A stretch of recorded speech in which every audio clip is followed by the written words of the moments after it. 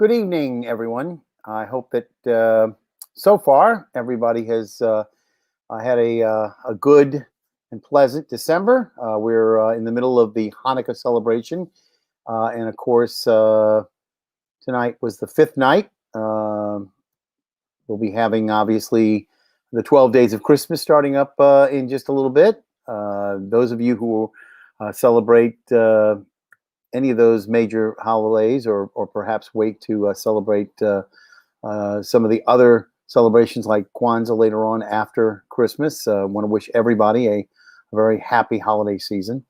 It's a little somber for our gathering tonight because I have no guests, and I'm trying not to go by myself. I'd like to invite as many people to take part in our show tonight. So I'm going to basically be putting it out there that if you want to be a part of our show tonight, you can pretty much determine how much you want to be on by essentially clicking a link and coming into our room. I am going to start off by again introducing myself. My name's Alan Mason. This is NOLA Theatre Talk, and we come on every Monday and Friday for the most part on the NOLA Theatre Folk Facebook group, on the theatrecriticism.com Facebook page, which of course is not the website theatrecriticism.com, which I founded, but which is different. And then of course we also are on the YouTube Music Lovers channel that we have as well. For those of you who want to check out my name, you can find it that way, or just look up the title there, and you'll see we have a number of videos that are up there. Tonight's talk has been precipitated by the recent passings of our community's two beloved actors, one of whom died rather tragically at the age of, I believe, 41, and that was Sherry Marina. Sherry had just been given a diagnosis of a terminal illness and succumbed to that within just a few days of her being given that notice. And of course, our beloved Carol Dickerson Sutton, who passed away on Friday early in the morning, we got the notice. So again, for those of you who knew either Sherry or Carol, my condolences to all of you. My condolences to my friends, and of course, I'm taking this pretty hard too, because Carol was a very close friend of mine. We didn't talk every day, but we did chat with each other on Facebook, or occasionally I would call her on the phone and we would chat about certain aspects of what was going on. And she always was very open to being a part of this show. Matter of fact, I've already shared on our group site as well as on the Theater Criticism site the time that Carol had stopped by to take part in our tribute to Janet Shea, and she stayed, pretty much the whole night after we had her come in. And just between, me and the four walls here, we actually had made arrangements for Carol to be part of the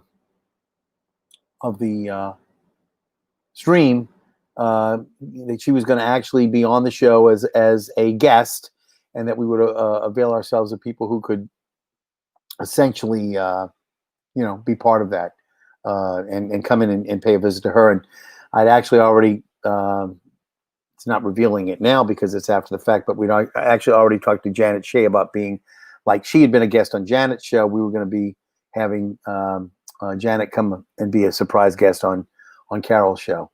So let me go ahead and give out the, this is what you need to do. You need to type that in to your browser. If you want to share any particular message that you had about anything you went through so far this year. I mean, it's been what they call in Latin and annus horribilis, a horrible year. We've experienced loss like, it doesn't seem like it could bear any more than we've already, dealt with. Several of the members of our theater community were afflicted. On Broadway, of course, Nick Cordero passed away. And again, the Broadway cast of Moulin Rouge was very, very heavily affected. Danny Burstein came very close to death. He wrote about it himself, and of course, he's been having his own private hell to go through with his wife Rebecca Luker having been diagnosed with ALS. So, and again, all of this is very, very disheartening to those of us who know about what's going on with each other. I know that, and I hope that maybe he'll come out later on, but that Troy Poplis, who was a member of the cast of our Katrina's Path, he had survived COVID. Donald Lewis had also mentioned that his father and I believe his uncle had passed away as a result of COVID. We've lost a number of other luminaries in our community. I mean, people as I guess you might say as iconic as Tom Dempsey, the football place kicker for the Saints, who established an NFL record that went on and on and on for years. He succumbed to the disease, and of course, COVID claimed our own Ellis Marcellus early on, which is a loss that will probably reverberate in the music community for many years to come. So all of us have had loss. All of us have experienced through somebody in the family or somebody in another person's family. We've all heard about the difficulties people have endured. Not everybody has obviously passed on, but it is a time of mourning for those who are grieving, and it is a time for us to try to stay together and be strong for one another. So I'm asking anybody out there who wants to share a memory about perhaps Carol, perhaps Sherry, or perhaps something to do with some aspect of your life you've had this year. I'm happy to open up our show to you. One of the things that I can tell you is that a lot of people say, it's too early, Alan. It's too early. And I am very much appreciative of that. I'm not pushing this agenda tonight on anybody who's not ready for it. I have to tell you, though, we have coming up on this Friday, we have John Green, who's coming in to talk about the Radical Buffoons. The 21st, we have our rescheduled talk that we had with Ann Mahoney Kadar. Ann had asked, and I think rightfully so, that we postpone her interview and our talk from last Friday when we heard about Carol and we knew about Sherry's funeral that day, that perhaps it would be a better idea for us to postpone her talk and reschedule. We did reschedule for the 21st. And of course, we're not going to do anything on Christmas Day. So that means the earliest opportunity that I'd have the ability to talk about Carol or Sherry or any of the other people out there that we've lost this year would be until after Christmas on December the 28th. And to me, that's a little too long to wait.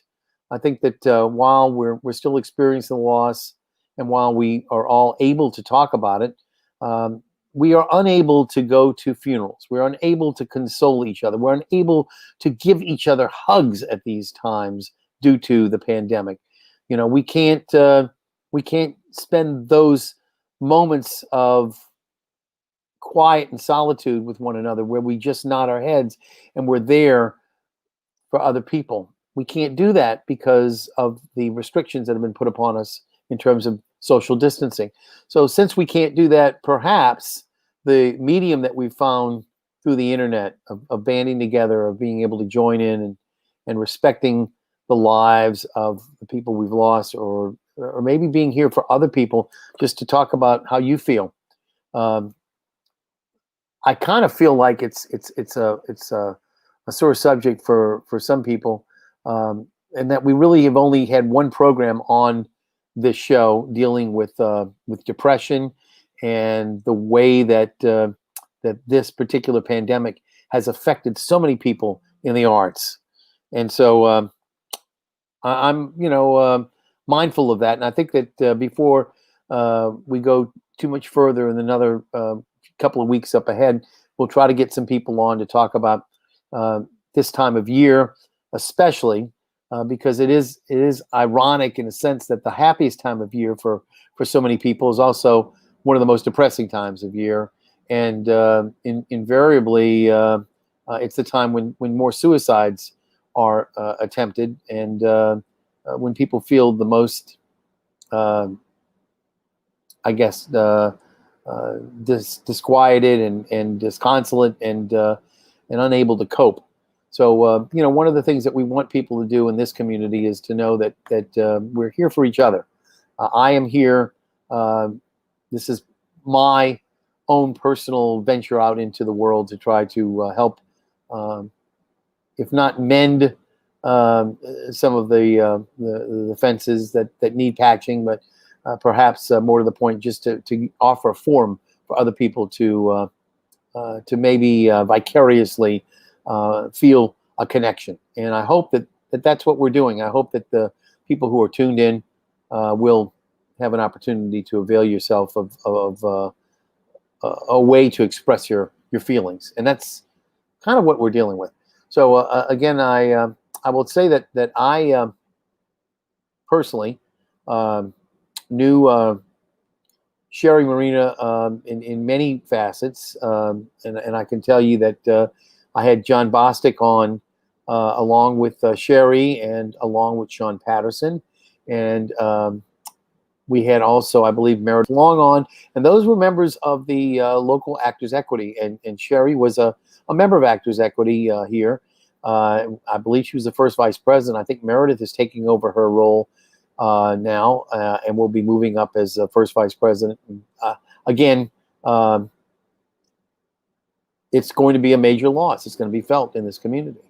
And I can tell you that I remember being on the TV show that I'm on every Friday, being on one of the episodes of Stepping Out a few years back. I want to say maybe 2013, maybe 2012, but I was asked to conduct an interview of two historic figures. One was Sister Henriette DeLille, of course, who was a historic figure, who was a nun who came to New Orleans and organized and did a number of very wonderful acts. And Sherry Marina had played Sister Henriette DeLille. And the other person, of course, at the table that I was doing the interview with was Josie Arlington, the lady of the night, if you will, the madam, who was so famous in Storyville. And she was played by Veronica Russell, of course. Veronica passed away many years ago as well now. And so that interview was me and the two people I interviewed, of course, were gone. So I felt that too. I went to look for that video and I can't find it anywhere on the internet, which is a shame. But it was interesting. I don't often have an opportunity to interview people on Stepping Out. Usually that's the purview of the show producer, Peggy Scott Laborde. But she asked me as a favor, because she wanted me to maybe conduct it, feeling I had the experience as an interviewer, or that she wanted to give me a little extra time. So she had me do that. So I was pleased and happy to do so. And now that I reflect back on that, it's just a shame that both of them are gone. In terms of Carol, as I said, I was very close, and I always felt like I could count on her, and I would confide with her a lot of times about so many different things. Again, she was just an amazing individual, not just a talent that we're going to have a long time coping with, that loss, but just as what we would call in Judaism, we refer to people as mensch, as a real human being, as somebody really that you can count on. And let me tell you, Carol endured quite a bit. I know that there are people who probably would love to share that. And again, if you want to share, StreamYard.com, and there it is, ZJ43SYVV7M, and we'll hopefully get you on the conversation. But she remembered, a lot of the early on prejudice that she endured, and how some people would not allow Black actors to participate in theater, and that she had to really be a trailblazer in many ways for much of what she was able to accomplish.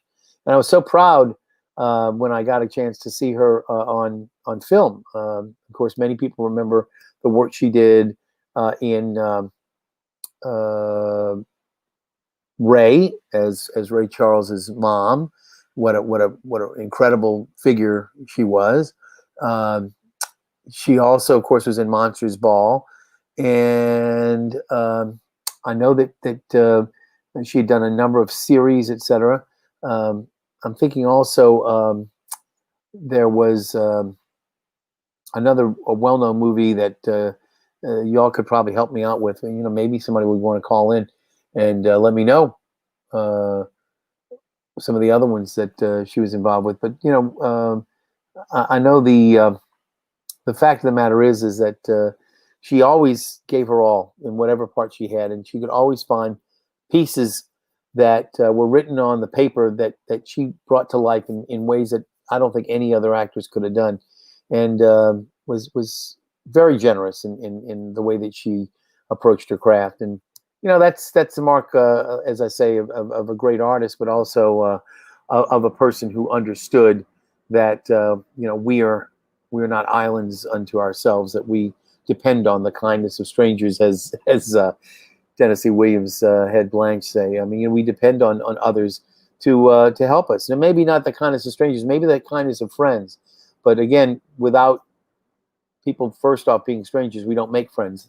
Without those people that we count as friends in life, we have to show them that we have a spirit, a purpose, that we're here to help them.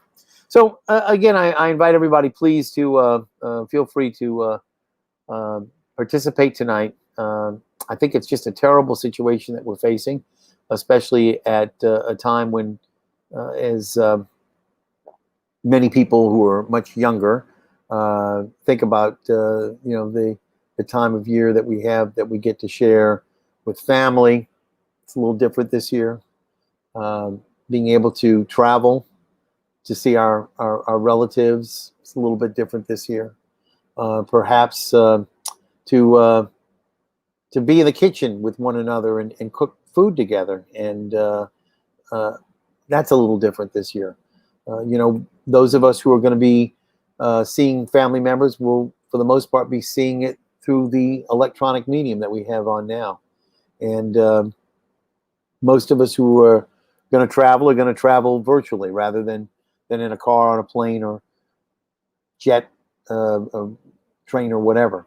So again, my feeling is that this will be a year that will be unlike any other that we've experienced. The theater will be back.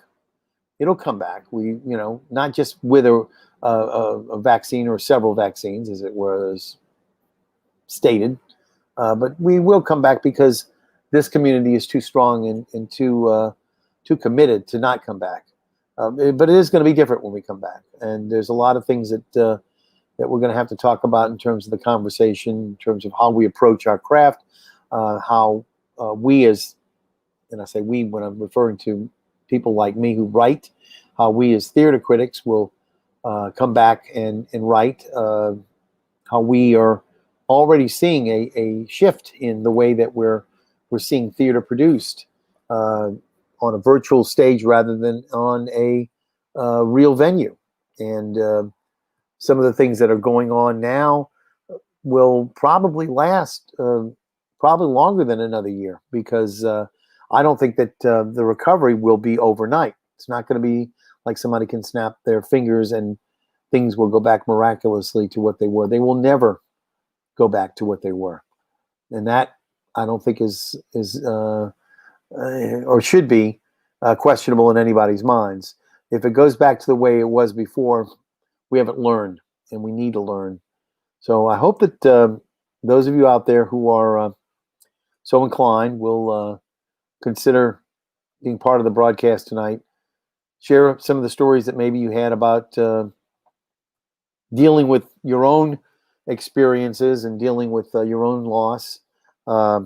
I don't know if we have the right words to console you, but we would like to hear from you, because I think that more times than not, a lot of people who are carrying heavy, heavy burdens will be able to take some comfort in that they hear from other people who are similarly disposed, similarly facing crises, and rising to the occasion, and they can take, you know, that kind of strength and courage and use that as keystones to help them cope with their own situations and perhaps rise above the vicissitudes of life that they have right now. We've all had a lot of vicissitudes out there. Again, I'm hoping that some of you will take the time to use this link.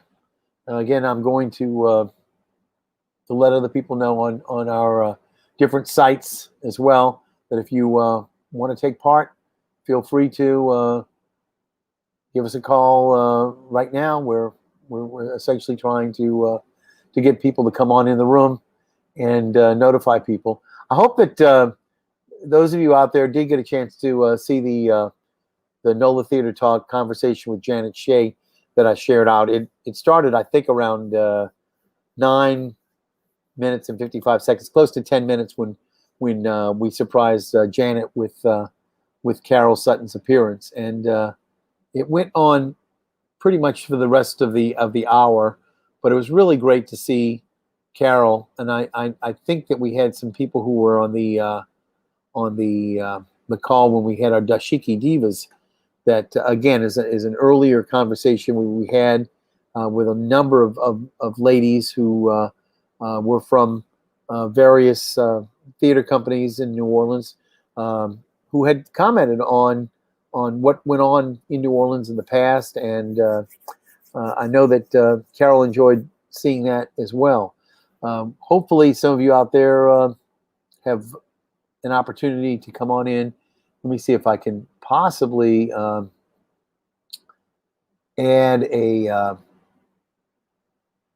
another link out there. For some reason, I'm not seeing it. But if I can get a few more people to, there it is. Okay, great. Here's the link for tonight, and I'm going to copy that in. If anybody will come in, I'll hopefully pass this in, and let's see what happens.